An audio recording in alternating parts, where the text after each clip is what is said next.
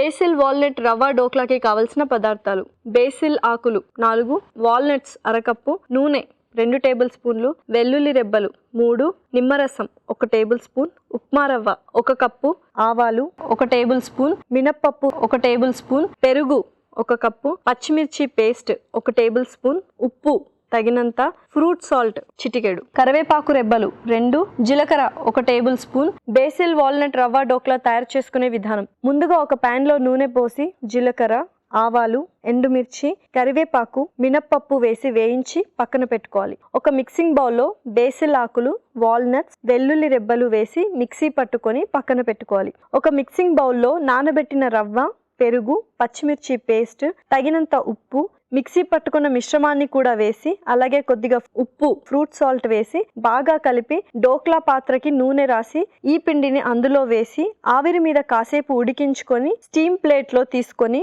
ముక్కలుగా కట్ చేసి సర్వింగ్ ప్లేట్లోకి పెట్టి పైనుంచి పోపు వేసి నిమ్మరసం పిండి సర్వ్ చేసుకుంటే బేసిల్ వాల్నట్ రవ్వ డోక్లా రెడీ.